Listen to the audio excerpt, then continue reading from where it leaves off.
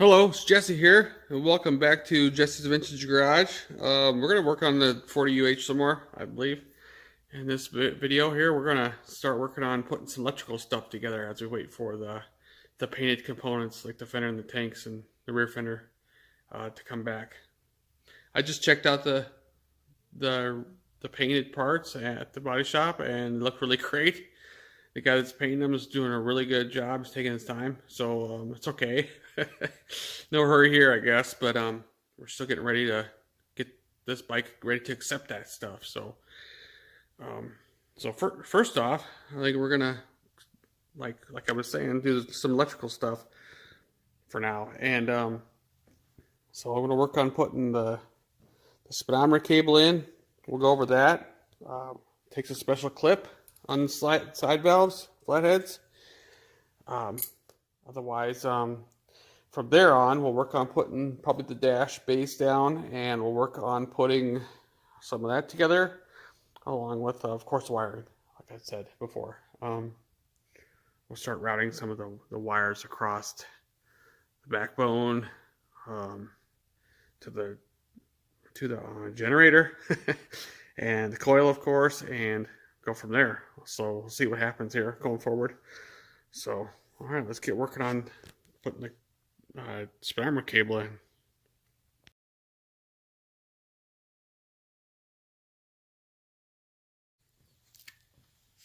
So the speedometer cable, side valves, they take a special clip, especially for 39 and 48. See, they changed it in 38 actually in 39, but they ran it a different way in 37 and 38s. They changed their mind on something. So anyways, the clip that is used is this part number here. Of course, it's a 11136-39, which the new part number was 67086-39. Colony sells that kit. It's a 9649-5 kit, and it comes with the correct round head screw and a nut and lock washer, and then two pieces that are bent specifically a certain way, and they're Parkerized. It's supposed to be Parkerized back then in 1940, and the cable itself was cadmium in 1940. So let's work on putting that in. So going forward here, the actual cable itself has a little stop on the end of it, so you engage that into the drive on the transmission first, and you pop this down and thread it on there.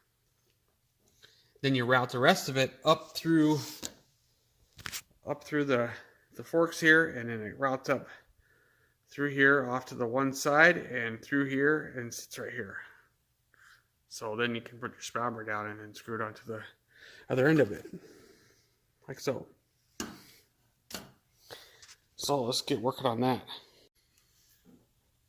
Well, let's try putting this in here. So there we go. Make sure it engages. It's a squared off boss thing on the drive unit, and just start to thread that in there. There it goes. Struggling. There it goes. I'm gonna leave it loose for right now because I can do some tweaking and stuff on the cable and routing and stuff. So anyway, we just route the cable up through here on this side of the frame, and then we just run it up here through there like that. There it goes. Okay, now that that's kind of where it needs to be, like that, like so,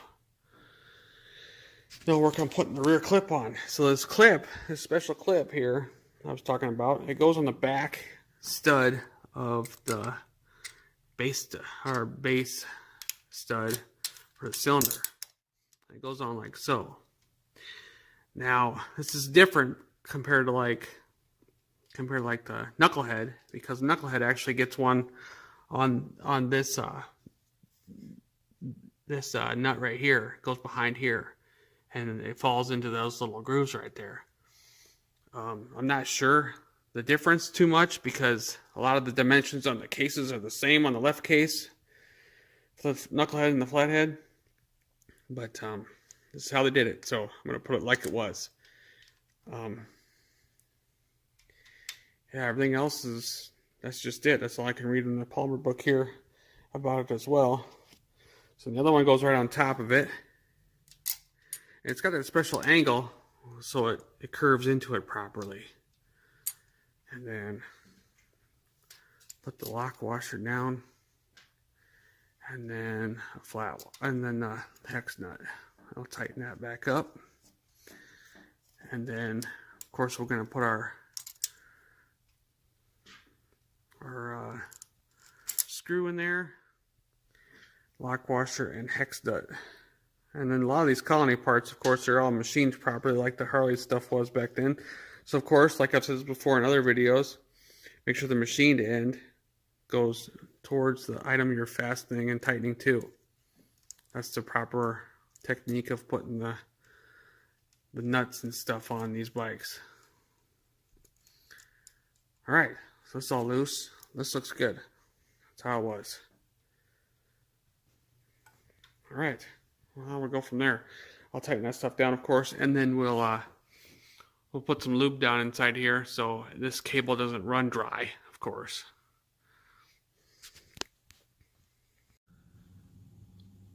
So with getting the speedometer cable all routed here, finish that part up. See, on flatheads, the carburetor came on the left side, and this was ended up using the a support for the linker carburetor. Hold it there. I don't know if I have to run a support or not yet on this, but you're running the Bendix, but we'll find out. And the reason why the clips mounting or the brackets for holding the speedometer are different is because on the knucklehead, I mean, this was used on the flathead because of that bracket. On a knucklehead, this wasn't used because the carburetor is going out the right side. So that's the whole deal there with that. I just want to clarify that a little bit. So, all right, let's move on to some more things.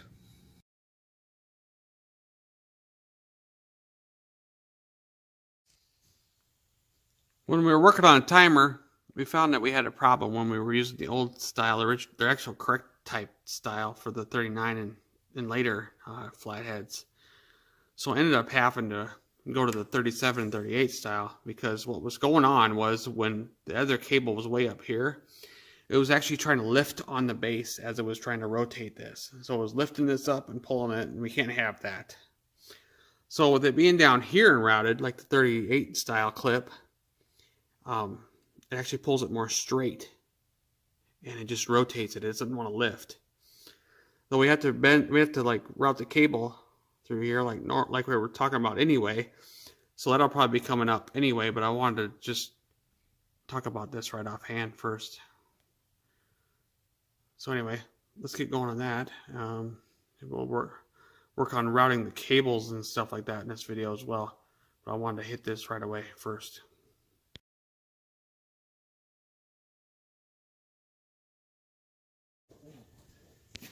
We're going to work on putting the front brake lever on now. I mean, only because we can do it, and it's not necessary yet, but we'll work on putting it on anyway. This is original lever. It's been re-chrome plated and re-parkerized. And same with the hardware here. But, and then this is a nice reproduction cable. It's actually cloth-like, like it was back then. And it's the right stuff because this part of the cable actually threads into this piece right here on the front brake backing plate. So we got to take the wheel all off anyway, so I probably won't hook up this part of it yet, but in the meantime we can route it through here and through here on this clamp that I have put on there. And this clamp, they originally come from Colony Parkerized. Original finish was parkerized, and it was supposed to be gloss black painted back then. So I had it painted so to fit on there like it was supposed to be. And then the lever kind of sits like right up here on the left side. So I'm going to go ahead and mount that right now, and then we'll work on routing the cable here. There, we got the brake lever installed here, handle, and routed the cable all the way down. And of course the cable needs to be trimmed yet. We can't do all this yet until we get the fender on, but it's extra long for custom purposes. And it goes on the left side because that's how the brake was routed on the older bikes, was on the left side. And it was held into place here on the fork with a Parkerized clip here with a Philister head screw with a lock washer, cadmium finish. And this clip here is a colony clip, and it comes Parkerized with a correct screw and nut lock washer. But the actual finish of this is supposed to be gloss black, so I had it painted black. And this here is the cable oiler. When this gets installed, you drill a hole into the outer cloth casing just so it exposes the spiral on the inside, and then you push oil down through the hole here. But this is actually not hooked up. I didn't drill a hole because I didn't want to damage that and do that stuff. I'm not probably going to use this because I can easily take the cable off here and pop it out and lube it that way, which I'll probably end up doing. But it's about 3.5 inches off the perch. That's where they originally were at. So we'll work on getting the speedometer put on now.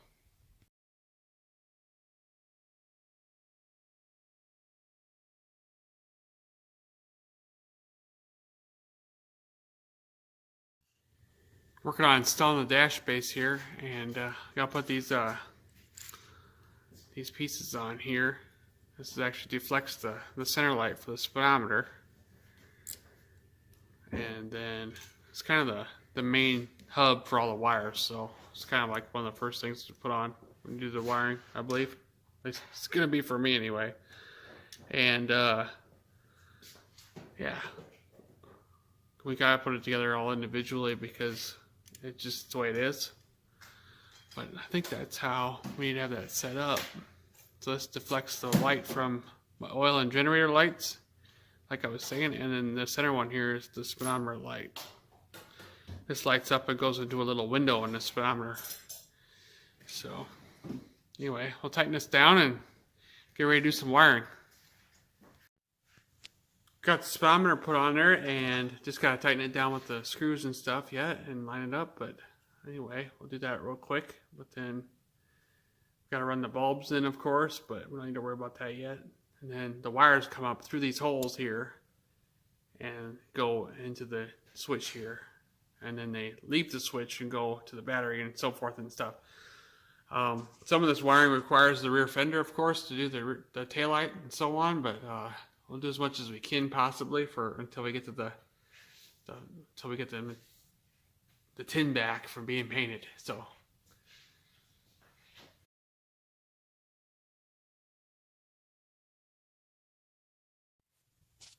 with getting ready to run some wires here, the first thing I kind of want to do is put the terminals in. This is kind of how they're set up. You have a main screw that goes through the middle, and then some fiber components here. We got a fiber round flat piece, and then we have a piece that slides into the frame. Paper thing just to make sure that nothing touches this terminal so it doesn't short out anything, and then another round fiber piece that locks it all together. Once this nut comes down, it'll tighten us all up as a group. These they get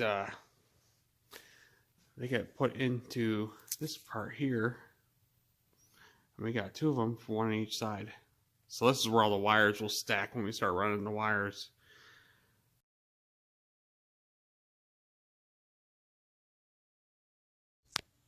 We got the spark plug wires routed. I'll go to the other side so you can see, but right now this original style coil, they have like a little point in there, and you got to run these wires in and just stick them down into it, and these coil packing pieces help pull it in a little bit and retain it, because this stuff grips to it, and this actual nut here threads down on top of here and pulls it tight. The original finish on these nuts were cadmium with a black coil, And this is just a custom vintage style braided wire. And then I went with black and red because my bike's going to be black with red stripe, of course. I also got the terminal screws installed here on both spots there.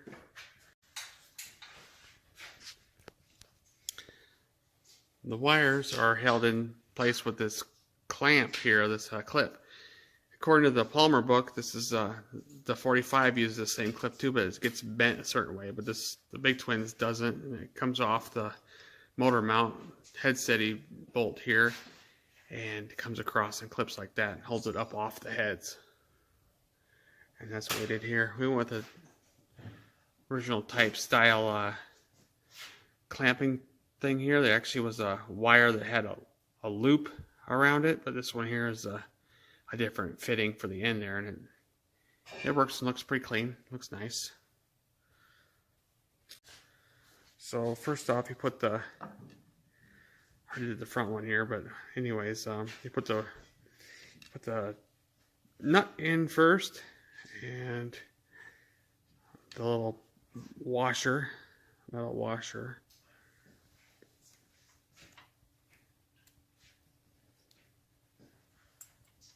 All right.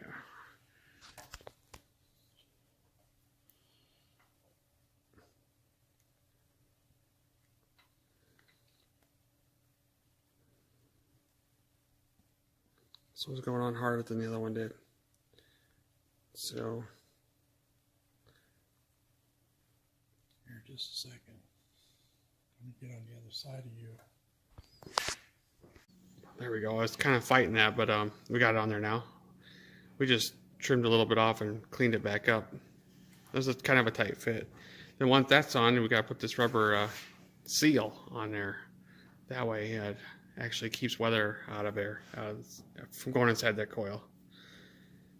Then you just push the wire down inside there, and it engages into a little pin that's inside that hole there. It's a little bit different than modern coils where they just take a boot and it goes over top of it and hooks.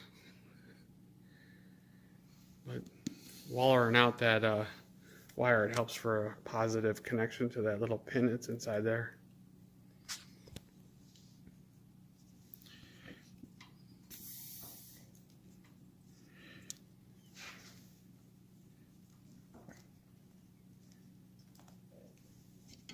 Jeez, it's tight.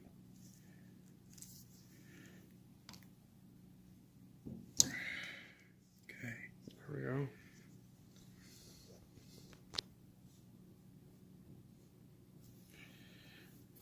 And just thread it on.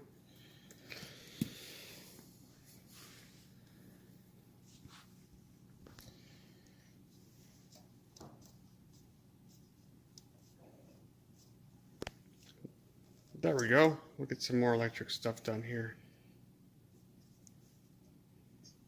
Just want to make sure the wire doesn't touch the head. Yeah, that should be good.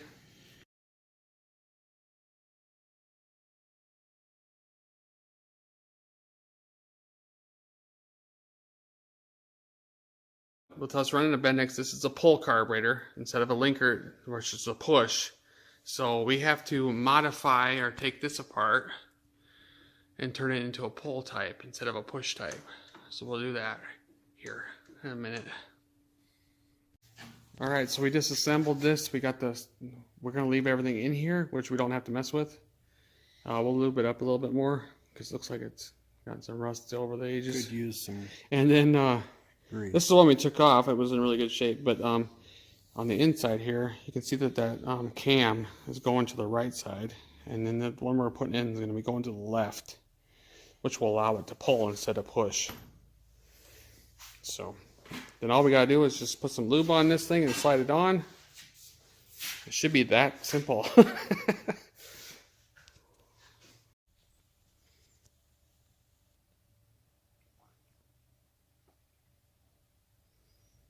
we go.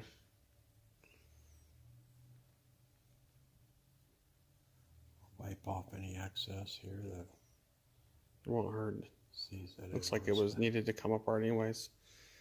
Okay.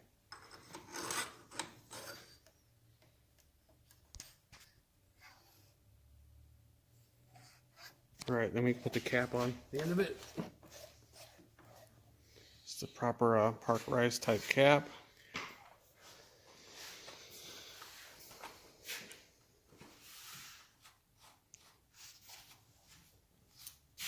We'll tighten this up and then we'll test it out. Make sure we're pulling the...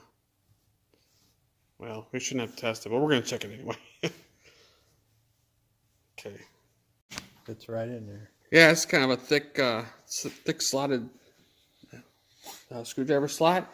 And this reminds us of that special plug in the Norton primaries. You know, we got their special Norton tool here. And it fits. It fits. So we tighten it with that.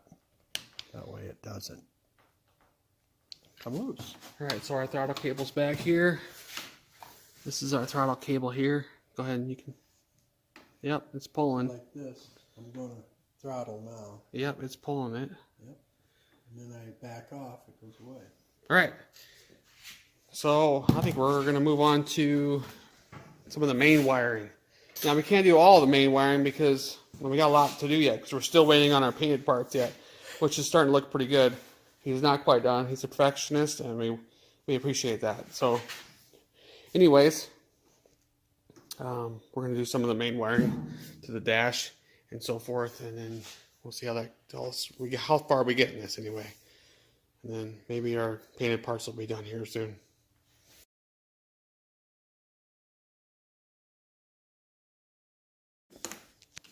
We got the wiring harness all laid out here, and we're going to start working on this, but we're going to identify everything first. We got a couple different schematics here, just kind of showing how the layout. This one came with the wiring harness, which is kind of nice because it talks about the lengths of the wires and the colors.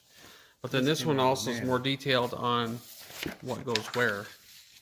And the colors of the wires right away. We don't have to look it up. So we're just going to identify a few things here. Like this one goes to the this one here is this one. Because main. It's got one on the outside through a piece, and that's this piece, and it's black, and it's long.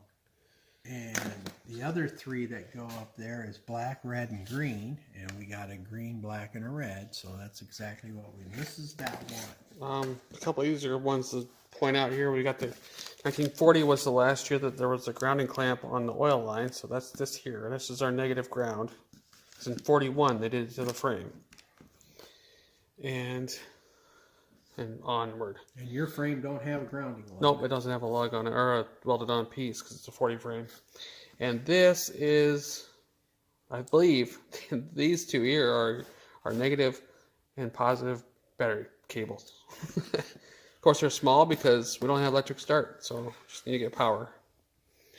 I took out of here, I set off to the side was the rear, the taillight one, because we already have that already hooked up to the taillight, but we need the rear fender before we can put that part on. And we're going to mess around with this, work our way through it. So with working on wires here yet, and we are going to move on to installing the relay, which is not really going to be running a relay on this. It's going to be a regulator because we're running a 2-brush generator. And to be able to charge the lithium-ion battery properly, it needs a regulator. You can't use a cutout or a relay. So I got this this fancy digital new style regulator that makes it's made to look like a relay. So this is made by V-Tronic, and we're going to be working on wiring this up. So we'll be able to have a rally point here for the wires to come to when we start doing the next step on the wiring. Now, I think in the instructions it talks about like you have to leave the cover off for a while, and then you have to, the green light will turn on. This LED right here, one of them will. The green one we want, so that way we know that it's working properly. Gotta have a green one. Green stands for go. So red, I'm gonna work on. If it's red, you can't. And once the cover's on, you can't even tell that because it has the old style stamp yet on it too. It's kind of neat. Oh, anyway, so I'm gonna work on putting this on here. There we go. I got it tightened down. It was really a pain in the butt. That's why I couldn't record it. But these hidden screws back here, there's just no clearance. You got to use a kind of a special screwdriver like this, and it's really hard to get it tight. But I got it. It's nice and tight now. So with finishing up the wiring there on the frame and on the bike, we need to secure the wires in place with clips and stuff and throughout the different spots on the bike. So these clips here, they were on the front fork. They went right behind the headlamp mount and the ride control, and you can get them from Colony. You need 2 of them, and that's a 2504-1 coming Parkerized finish. The neck, we needed one of these for the neck. Well, we'll be going over when we go to put these on. We're going over all that, but we need one for the neck, for the wire going forward to the headlamp and the horn, and then we need one for the seat tube that has the main wires going up to the coil and stuff. We'll go over that too when we go put it on. This one here is the brake light and battery stuff. Of course, we'll be going over that. You can get these. You can get these from Colony. You need 2 of them.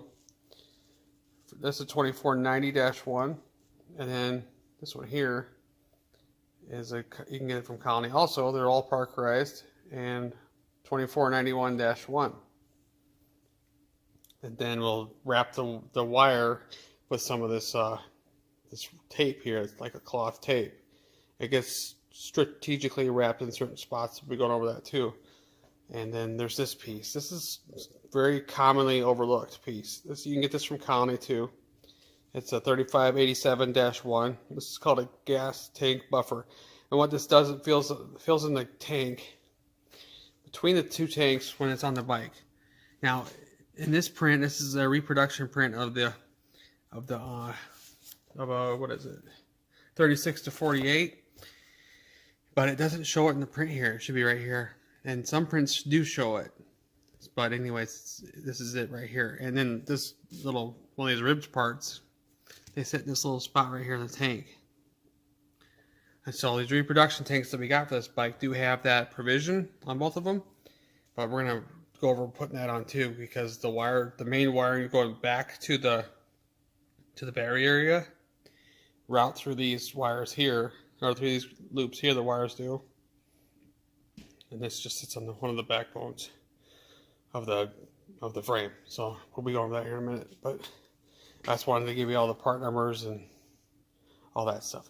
And I don't know if I talked about this one, but this is for the generator wires going down on the left leg in the front, on the front part of the frame. And that you can get that from Colony too. That's a 2450-1. And these two are here for knucklehead engines. So they don't really apply to the Flathead. But if you need those, that's the original part numbers to look for. And they're kind of like a cadmium plated little clip. So let's go finish this up. With the wiring here, we're getting ready to kind of like lay it out and talk about where everything gets routed and hooked up at. But right now I have pretty much the wires we're not going to be using all kind of like sprawled out here and laid off to the side. I'll talk about that in a second. For routing wires and stuff, in the Palmer book, I kind of look at this book as like a Bible in a way. But it talks about how the cables get routed, which we went over when we were doing the cable coming out of the neck and off the handlebars. We can put them on in the previous video. But there's a loom of wires that come down here to go to the generator. And it looks like they're looping it up along the back of that neck there and then come down this way. Some clamps hold it on too. I'll go over that too. But in this book here, they talk about how certain wiring routing is all procedure, but yet a lot of the Palmer pictures from factory pictures don't show what they show here. I know that these guys that did this, to have this bike in this book, this is a V-twin book, but these guys actually were friends, I think, with Bruce Palmer, and they're all like really good at their stuff. But it's wiring layout is kind of like how you want to do it sometimes. So I'm gonna do the best I can because there's like no information out there explaining how to do it step by step by anybody that I've ever been able to find. So I'm doing the best I can here with this. And anyway, so according to the paperwork here that came with the wiring harness, it lists all the wires really nice. And then this print or copy of the factory wiring diagram is nice as well. we talked about in a previous video segment here in this video. But the wires we're not going to end up using are going to be the two long black single ones here. One of them is for the horn wire, and the other one is for a fender tip lamp, which I'm not running on the bike. This is a taillight loom. You saw when we talked about the taillight when we did the fender that it's already been rewired, so we're not going to use that one. This one here is coming out of the distributor. We already have that wire hooked up on the distributor, so we don't need that one right now. These two wires hook onto the dash panel. Now one of them, in this picture here, I'm going to go over this real quick. This picture here was kind of hard to follow, but we got one coming off the main light switch at the back here. It comes up and goes to terminal 1. I'll show that later when we go talk about the wiring on the bike though. So 4712-36 was this one here. 4712-36. Two black ones. They're 5 inches long with one terminal. 5 inches long with one terminal and nothing on the other end. This gets soldered onto the dash panel, which my dash panel already has that on there and it's in good shape. And that one goes from top of the lamp to the other top of the lamp. This one, or either one, this one here particularly I'm going to talk about, would be the one coming out the bottom of the switch here. And then it gets soldered onto that switch and then goes up to terminal 1 here. The other one is this one right here that loops across. See that right there? That's the number for it. 4712-36. So those two we don't need. They're already on the dash panel. This one here is the handlebar lamps, or the handlebar headlamp and horn switch. I mean, along with the solid black one. But those four are on there already. I got them sitting right there, wired in, ready to go to the front. So we won't need that one. The remaining wires we haven't hooked up yet are positive and negative battery terminals. The longer one's red. This is of course that clip we talked about for the ground. This one here goes off the brake switch to the coil. We're going to put that one on in a minute here. And then this one was a generator wire to the relay. And then so is this one that came with the V-tronic deal. So that's all the wires we have left to hook up yet. So now we're going to start talking about the wiring on the bike. We got some of the stuff wired up now. Like I was saying before, there isn't really anything out there really good saying this is how you do it step by step. There's kind of like some books, like I was saying, that they kind of show some images, and you got to kind of like collect a bunch of information from that and see if you can do it like it. But they give you just enough information to be dangerous. They give you enough information to kind of get you there, but not have it 100% perfect, because I don't know why. Just they don't. But anyway, and then that Palmer book, it kind of talks about everything, but doesn't really explain the actual step-by-step routing like we needed, because we haven't really wired one like this before. So we wired a lot of other things, and luckily it's only 3 colors of wires here, and it's pretty much straightforward in a way. So starting off with at the dash cluster here, we got 3 main looms coming in here. We got the main one that goes down the backbone, which has a red, green, and black next to it. I got that fancy tank buffer in here it's overlooked, sitting there like that. And then we have a group that comes in. This one here, it's kind of hard to see. Let's see if I can get it. This one here, it comes up through here. It has a red, green, and black on it. It's right here. And or is this the one that's just yeah, red, green, and black. They come up through here. Now the red one goes to terminal 1 on the switch. The black one is coming up through here and going to this lamp. This lamp here is the left side one. This is your generator one. And then the green one is coming up and looping around and going over here to number 2.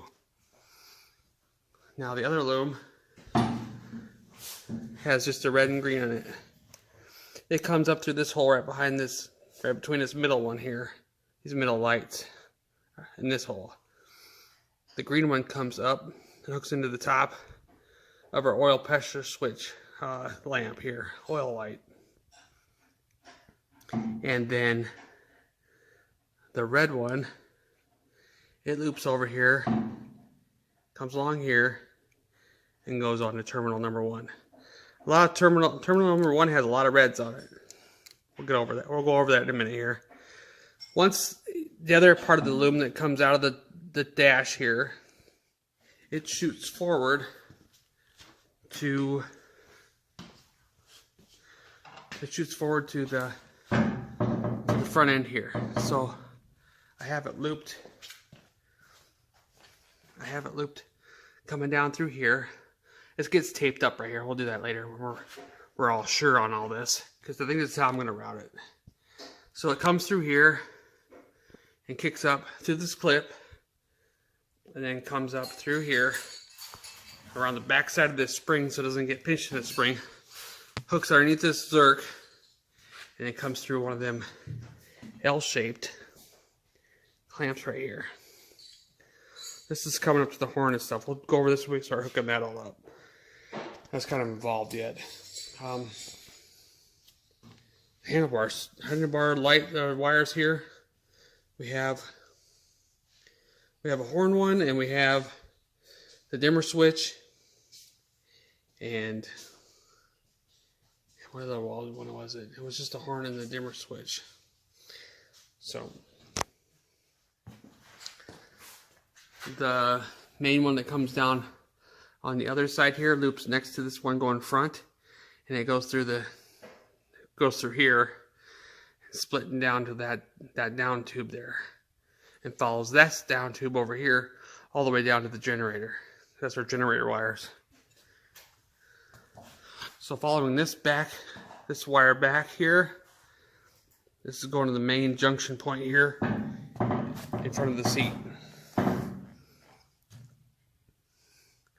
So our green and black, our green goes to the coil, and then our black, it's going down to, that's the oil pressure switch. This one right here is oil pressure switch here. That's going down to the oil pressure switch. The black one that's right next to this green one, this one is coming up to this terminal here. See right here?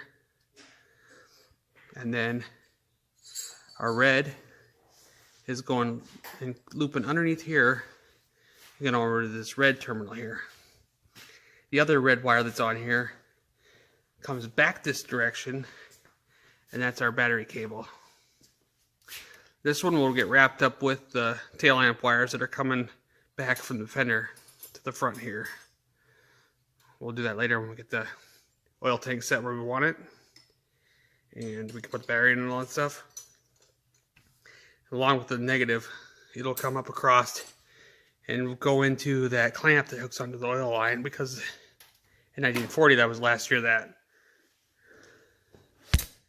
Alright, so our wires coming down through here, they go down this down tube like I was saying, go into a clamp here, and they come across and go to the regulator and stuff. We'll hook that up later, but that's how the routing of the wire goes. I think I covered that pretty good. There's another one here somewhere. Oh, the green long one. This green long one, it comes off the coil as well from the green coming up. Then it hooks here as well too. And it gets twisted a couple times with these wires.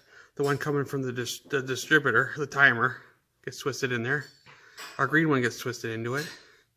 And our black oil pressure switch is getting twisted into it. But only the black oil pressure switch and the green go into this clip right here. According to the book anyway, that's what it says. So I think I covered that pretty good. So earlier I showed you this picture with the clips stuff sitting all next to it, but I'm going to point them out to you on the bike from this picture. So this is the seat tube and the neck one. So the seat tube one, that's the seat tube. There it is right there. The neck one, of course, is right there. You run the wire through it going upward. And then this one is the brake light and battery one. And that was considered this one over here.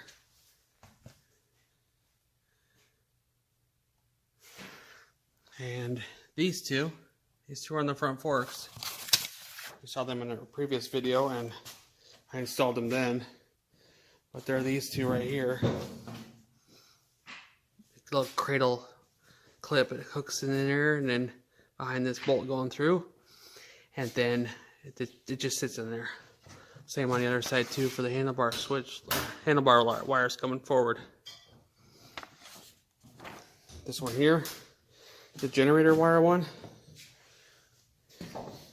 That one, and of course, is this one coming down right to here. It's kind of like, not tight, but anyway, that's that one. And these wires are kind of long, but they kind of droop down a little bit so moisture can come off them according to the book, the Palmer book and stuff. That way, any sort of moisture this would be the lowest part. Any sort of moisture would come off there instead of going right to the terminals. Of course, this is going to wire up just a little bit different. These are in a different position compared to where they would be at on a 3-brush, but it's not a big deal. And I won't ride this bike in the rain pretty much unless I get caught in it. So, so I don't think that matters much to me. Also, when I was doing all the wire routing, we'll talk about this now. I put this clamp in, this clip, that's holding our distributor advanced wire. It's actually gets a little bit of a twist in it. That way it can route the wire, kick it inward, so it can come up here and go between the cylinders. And then I mounted this. Though this is going to be different, we might end up having, I left it loose because it's going to be all different when we get the tanks. But because how this wire hooks into the Bendix is a whole different ball game. So we'll mess around with that one later when we get to that point. But I kind of have it all set up ready to go. All right, so these are from these clamps here. This one here is from they're both from Colony right here, both these. But anyways, this clamp right here, part number from Colony is a 2627-4, and it comes with, of course, the slotted screw and park race finish, along with a lock washer and hex nut. And like I was saying, you just tighten it up and twist it a little bit. That's the procedure to make this cable route properly. Otherwise, it'd be, straight down, and then it wouldn't kick back a little bit. This clamp over here is for flatheads, and I don't believe this one goes on the knuckleheads either. But anyways, that one there was from Colony as well, and that was the 9006-4. So I just thought I'd mention that and mention all the part numbers for all the other clips. So, all right, let's get something else done here.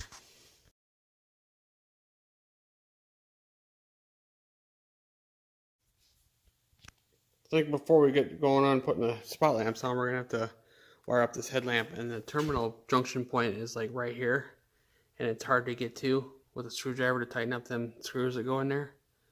And we got to be able to figure out which wire goes in there yet anyway. But it'd be easier if we just take the headlamp off and then look at it, wire it, and put it back on. So we're going to try that out. We got the headlamp off. We come across like a situation where we didn't have a ground up here because everything's all nice and painted and there's just no connectivity between all these components. So we're tracing a kind of a ghost in a way. So what we ended up having to do is we had to run a auxiliary wire that comes back for an actual stable ground. and it's pretty nice in how we did it. We used like the same kind of wire we got going on here, and I hooked it into, come up to this hole back here. I come and hooked to this the switch here. So we got this, because all this is all has ground. It's all ground right here, yeah. And it grounds from there to the motor. Yep. And then this wire comes up through here, and then we got it going on to a post, a grounding post here. We're going to call this side the negative side, because it's going to come to here and hook up. And this little wire is going to go to the headlamp, because the headlamp has to be grounded to get its other source of power in a way, you know.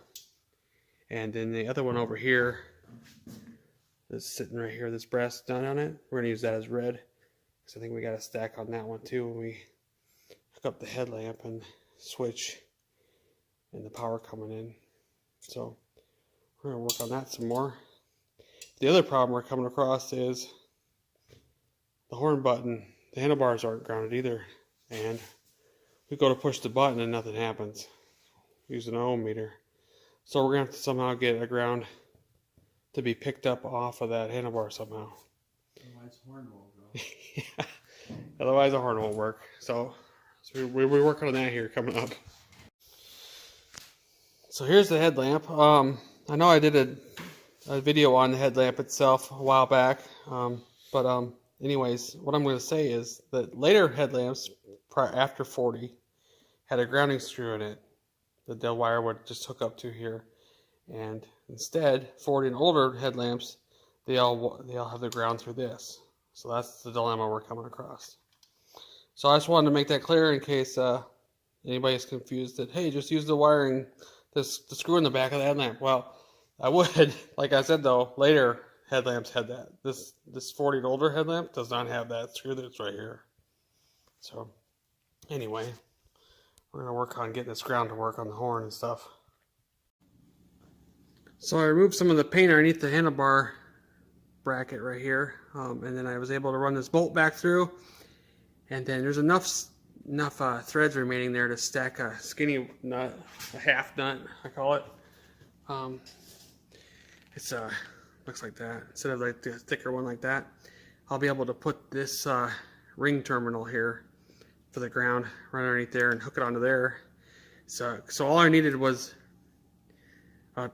the true ground we were talking about going to the handlebars, and we'll be able to stack our spotlights on here for ground as well. So there'll still be enough room here on this little terminal on the side here, stacked terminal.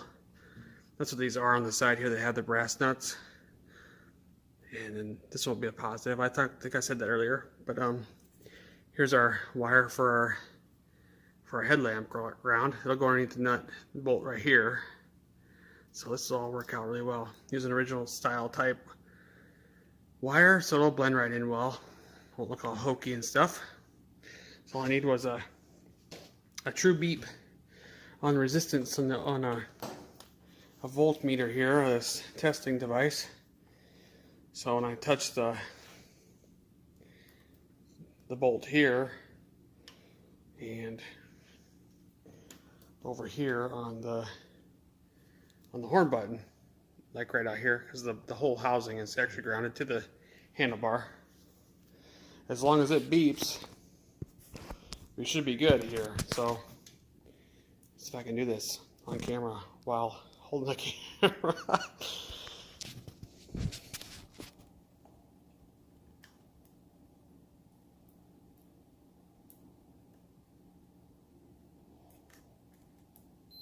Yep, there it is.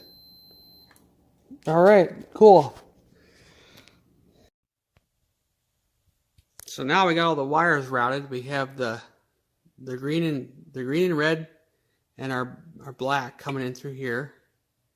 And I wire tied it so that it doesn't fray out no more. The green's hooking onto the horn here, and then the red is going over to this terminal for stacking.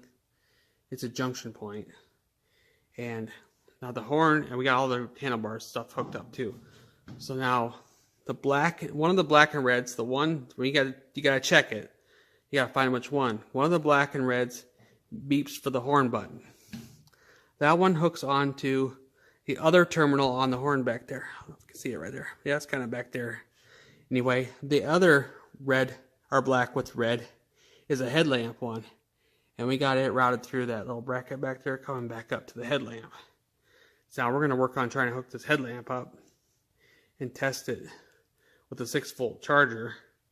And we'll test some other lights here. Once we have this headlamp working, or set up, then we'll work on putting the spot lamps on next. So we got the headlamp hooked up and we tested it. We had a low and high. We have the, what was it? The red one was going to the wider one. No, the wide one is the black wire. The black wire is high beam. So let's see if we can see that up in there. Anyway, so the wide one was the high beam and the narrow one was the low beam, and I think that stands for wide beam and narrow beam. Narrow beam being low. Yep. All right, so now we're going to work on putting the spot lamps on. I just wanted to get a good view of this, but there's the terminals on the headlamp, and there's the red wire coming into the right side from the front, and then that black with red tracer is going into the one on the left from the front. So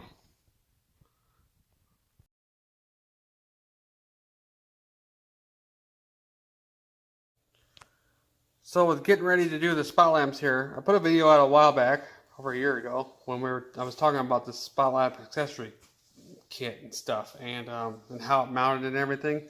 So I'm going to go over the different mounts again real quick here, because we're getting ready to put them on. Now, this mount here is what we're going to be going with. This is the 38 through 1945 mount, from everything I've found.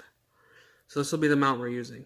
Now, I've seen later bikes with that mount on isn't quite accurate if you want accuracy, and it doesn't really matter for me, but I've seen a lot of bikes with that style on it, so I wanted to go with that style. And in the original bikes that I've seen, this center bar piece right here, that one there, is actually stacked. It looks like this, and it's actually stacked on top of these angled pieces. We'll go over that when I put it on.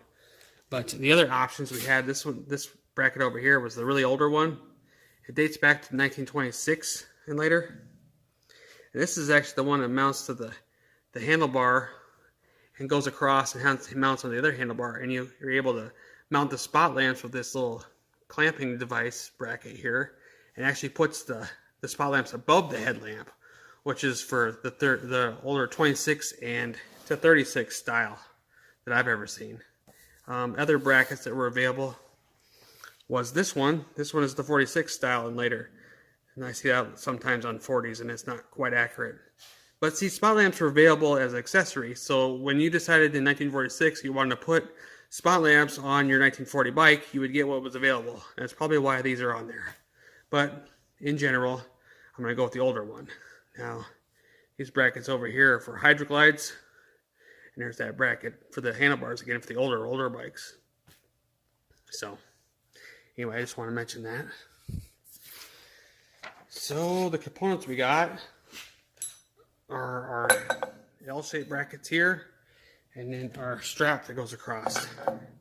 This is all held on with Parkerized hardware, according to the archive photos in the Palmer book. And being this is 1940, most of the head bolts and bolts I'm going to be using are going to be machined head type. So I have them sitting over there too. So we're going to get ready to put the stuff on. Okay, well, so starting with putting this bracket on, we need to remove this hardware here. Now, if we weren't running spot lamps, we would keep this big flat washer here, because that actually gets removed, and this takes its place when putting the spot lamp accessory kit on. So we'll be removing that washer.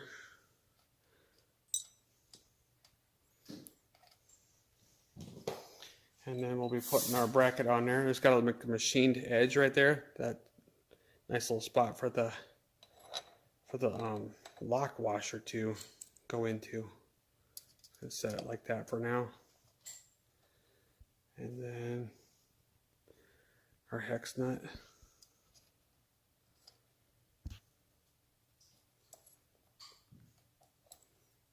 And it goes upward. Now you want this to be level, because with the road surface. That way the spot lamps have a nice starting point of being flat. And you can adjust the spot lamp up and down with the swivel bolt that's on the spot lamp itself. So we'll set that there for now, and I'll go do the other side quick, and then we'll work on putting the support piece going through the middle there. So with this crossbar here attached, it actually allows this to not move much at all. So that's kind of where it's going to sit. I got it all loose yet. I'm going to tighten it up. But you see back here, I got this grounding wire kind of hooked on the front side of this bracket going through, this brace going through here, to keep it from getting close to the springs and stuff. So I'm going to go ahead and tighten this all down, because this is where it's going to sit. And then we'll get ready to put the lamps on and start wiring them up. There we are. We got the spot lamps on, obviously, and we got them sitting here. We ended up rewiring it a little bit because we were going to have a ground problem, and we made it clean and nice. We used the focus screw stud in the back for our ground. So we got a black wire coming out and a red wire, the hot wire, of course. And then we're going to hook the black up to this terminal, and the red's going to come over to this one. Now it's the opposite on this side. The red one is going to come to this terminal, and then the black one's going to shoot across here. Now these are live all the time, because on the back of these old style spot lamps, they have a toggle switch right here where you turn them off and on. So yeah, so then anyways, we're going to work on hooking these up real quick. I just wanted to talk about that and how we routed the loom through and made it look nice and clean. I've seen some pictures where they got the wires going everywhere, but on some older bikes, but anyway, we tried hard here. So we'll hook that up, and then we're going to try to do a little bit of a test here on our lighting, because we need to know right now if we're going to have a problem with our lighting before we put our fenders on, because we don't want to be messing around too much when we have nice painted stuff on here. You know what I mean? So anyways, we'll be doing that next.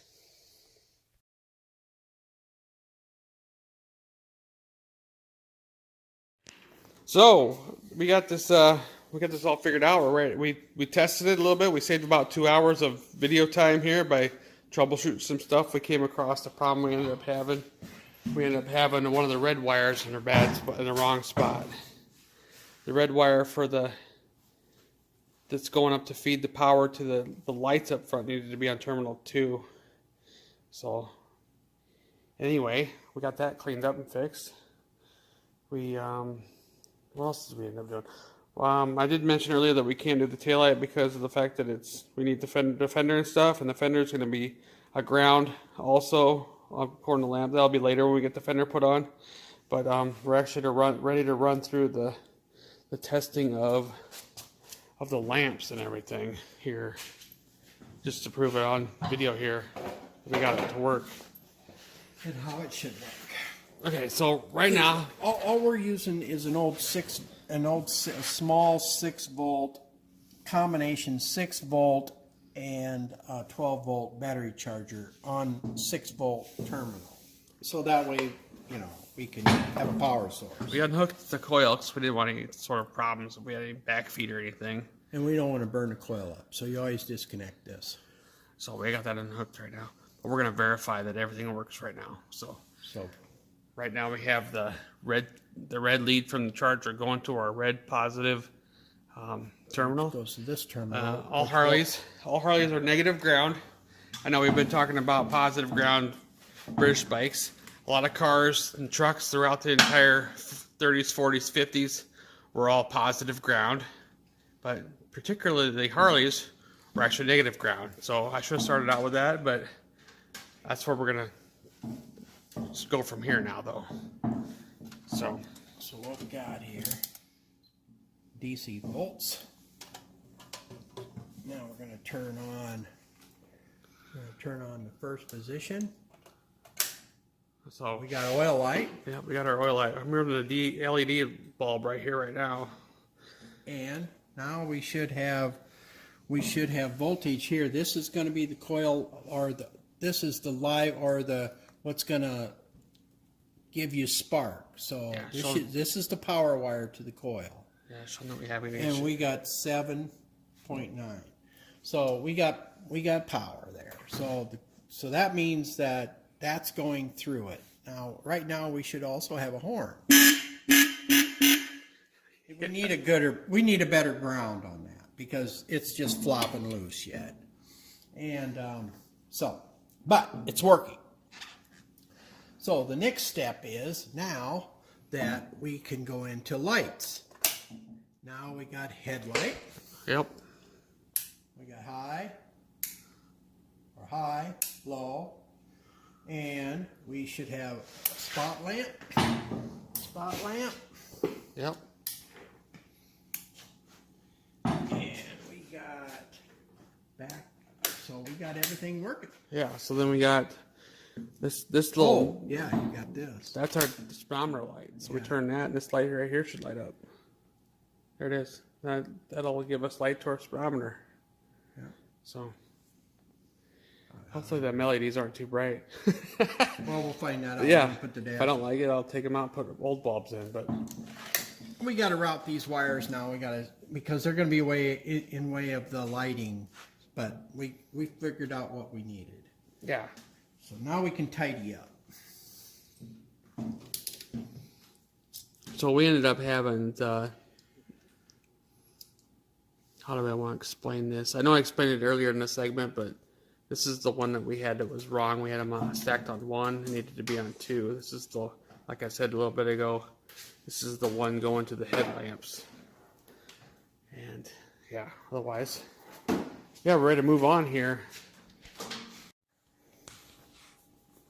So after testing the lights and make sure everything worked, we're about ready to put all this stuff back, but we won't probably hook it up yet. This other terminal over here is the one that we didn't mention this in the last segment, but the power's coming in like he was saying, and then we checked this wire, and we got power to feed the coil, which was correct, like he said. And then this one's going down to the what was that? The brake light switch? Yeah. That's where that one was going. The one over here, after it gets the coil and stuff, this is the distributor wire. And that one's, we didn't mention that one, but that's one gets hooked up to there. And if it's coming into power here, we're pretty much sure that we're going to get power over here. So anyway, that's the secondary. That's after the coil fires. It comes out of there. Okay. Yeah, thanks for clearing that up. Well, I wasn't quite saying that right. One other thing was the terminal junction points back here. We got a negative. We got not really a negative coming in back here. We have this is a power, actually a positive power. It's on a black wire because this is our lights wire. So when our taillight comes back here, our black wire will stick into here from our tail lamp. We're gonna do that later when we get the fender and stuff. But I know I mentioned that plenty of times now in this video about the fender. But this will be where the black wire hooks into. This has power on it, so that's why it's isolated from the frame. Our frame is the ground, and it's something that I needed to clarify here. And because we didn't really find out the hard way, but we kind of like just figured it out because we realized it was isolated from the frame for a reason. And this one is our power. We talked about that earlier. Yeah, I think I covered that pretty good because we have a black and red going back to the tail lamp in this year bike. It wasn't until like 47 when they had a green and red going back there to get rid of that black confusion. So anyway, so when those wires come up, one will go down to the brake light switch and the other one will hook onto here.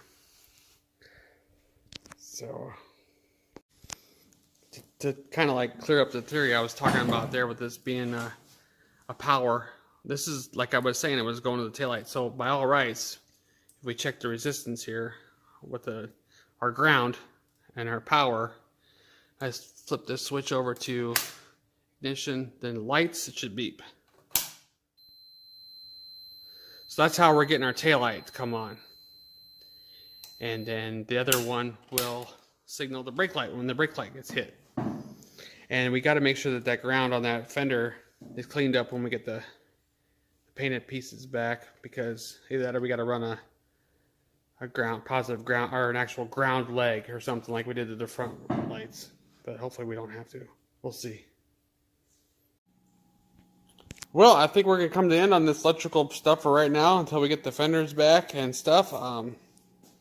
This kind of took longer than I kind of wanted to, but some stuff was going on with the painter and stuff, and it's okay. But I guess hope you enjoyed everything. And he messaged us a little while ago or a couple days ago asking about the thickness of the pinstripe for the tank. So I think he's getting kind of close. But the progress in this bike kind of was in the background while we were working on that Norton. We really wanted to knock out that Norton before we got too carried away with this, because we really wanted to get that bike going for spring, and it happened. So, but anyway, that's kind of why this was kind of on hold for a little bit. But we're gonna be getting back into this project here, pretty heavy here pretty soon, because if it be true that painted stuff's gonna be just coming over here in a little while, so down the road. So anyway, That's all we're waiting on. yeah, because then when we put the tanks on and the fenders, we'll have to finish doing some more wiring, of course.